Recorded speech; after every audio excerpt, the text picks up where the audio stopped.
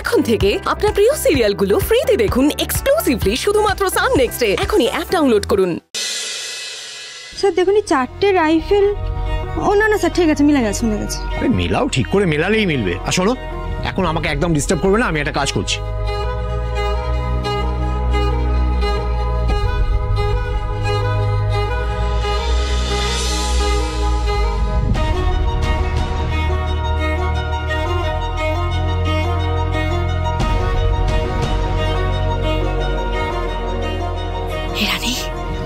রানী, হ্যাঁ শোনা, দুটো ভালো খবর আছে।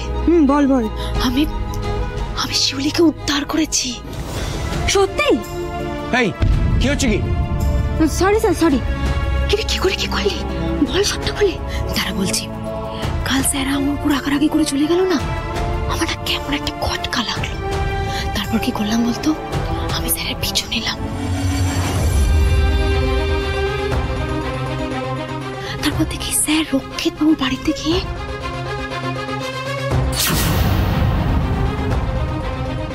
আপনি থানার বড় বাবু, আপনার নাকের ডগায় থেকে এরকম একটা কাণ্ড ঘটালো কি করে কনস্টেবল? লোকটা পুলিশ এরকম, ইস আমার ভাবতেই কেমন একটা লাগছে। আর এই লোকটাকে কিনা আমরা স্যার বলি। কিন্তু মঞ্জু, তুই আজকে একটা দারুণ কাজ করেছিস। অনেক বড় একটা বোঝা ঘাট থেকে নেমে গেল। এই না এখনো পুরোটা নামেনি, তবে নামাতে হবে।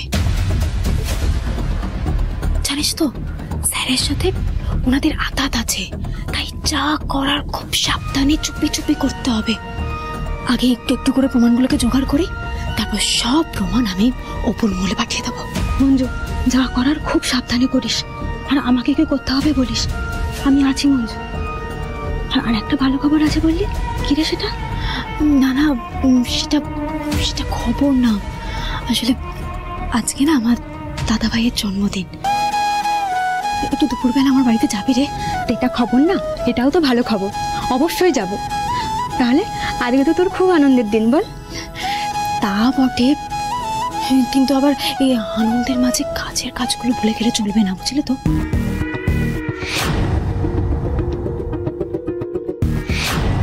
ঝিলমিল বার কার নামে সেটা আমাকে জানতেই হবে। আরে আমাকে একটু সাহায্য করিস। হ্যাঁ মঞ্জু, সেই থেকে গুজুল করে চলছো, কাজ বাজ কিছু হবে নাকি? আজকে সারাটা দিন দাঁড়িয়ে গল্পই হবে। একটা বোতলে জল নেই, কে দেখবে সেগুলো? আমি করছি স্যার।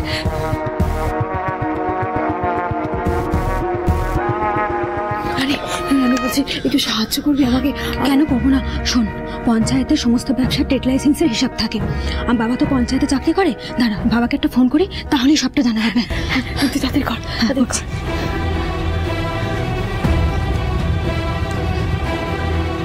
হ্যালো বাবা।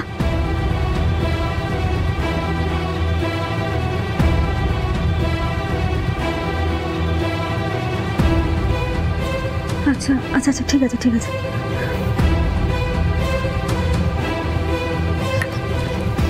শোন, আমি খবর পেয়েছি এখানে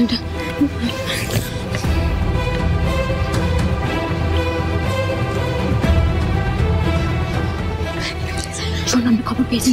কার নামে আছে? কানাই মোদক। কানাই মোদক? সে আবার কে? কানাই আসছি।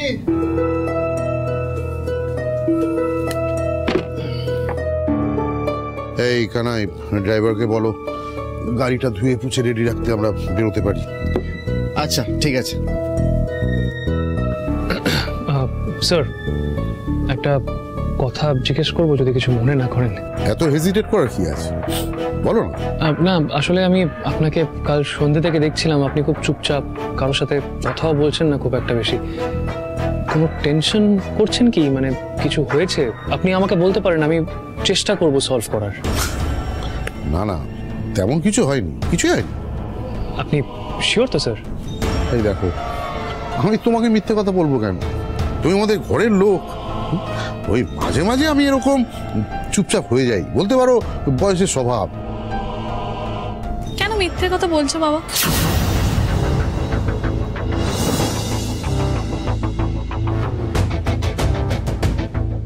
বাবা তুমি যদি সত্যি অর্জুনকে নিজের বাড়ির লোক বলেই মনে করো তাহলে শেয়ার করো না ওর সাথে কথাটা। নন্দিনী, বাবা প্লিজ, তোমার যদি বলতে কোনো প্রবলেম হয় আমি অর্জুনকে বলে দিচ্ছি। অর্জুন আসলে মঞ্জু আর মঞ্জুর দাদা বাবার সাথে অসভ্যতা করেছে বলেই বাবা এখন আপসেট। বাবা তো কত আশা করে পয়লা বৈশাখে ক্লাব মেম্বারসদের খাওয়ালো, কিন্তু মঞ্জু কি করলো? ওই খাবারগুলোতে পয়জন মিশিয়ে দিল, আর তারা হাসি মুখে বাড়ি যাওয়ার বদলে হসপিটালে চলে গেল। এটাতে বাবা, আর শুধু বাবা কেন, বাবা মা দুজনের ইমেজটা কোথায় যাচ্ছে তুমি বুঝতে পারছো তো? আর মঞ্জু তো এটা ইচ্ছাকৃতভাবেই করেছে। ইলেকশনে আর হাতে কোনো কয়েকদিন বাকি আছে অর্জুন, আর তুমি এরপরেও জিজ্ঞেস করছো বাবার মুডটা কেন অফ। কেন একটা মানুষ আপসেট হয়ে বসে থাকবে না বলো তো? আরে বাবা, স্যারের মুড আমি এক্ষুনি ঠিক করে দিতে পারি।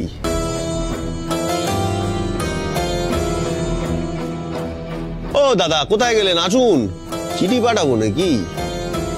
আচ্ছা, ইনি হচ্ছেন মদন বাবু। এনার কাছে মঞ্জুদের বাড়িটা বন্ধক দেওয়া আছে। বহু মাস টাকা ফাঁকা কিছু দেয় না। এবারে কি হয়েছে, মঞ্জু সাপের লেজে পা দিয়েছে। সাপ তো আর দুধ কলা খাইয়ে আশীর্বাদ করবে না, ছবল মারবে। কিন্তু স্যার আমি বলি কি, আর ছবলে হবে না, এই বাড়িটাকে নিলাম করিয়ে ওদেরকে একদম রাস্তায় বসিয়ে দিন।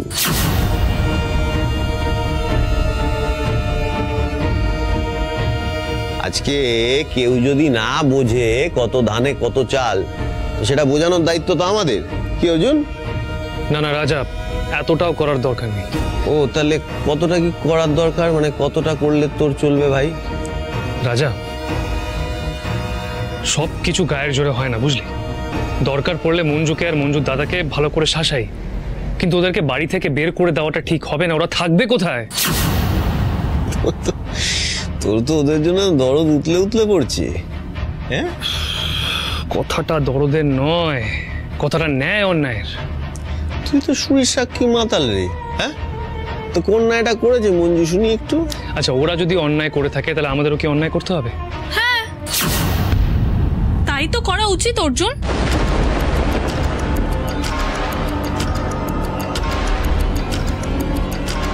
পাপীরা অপরাধীরা আমাদের সাথে যেরকম করবে তাদের সাথে তো ঠিক সেরকমটাই হওয়া উচিত অর্জুন।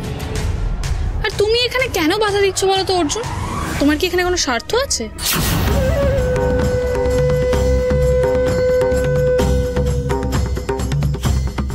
ওদের কি হবে না হবে সেটা তো ভাবার কাজ তোমার না।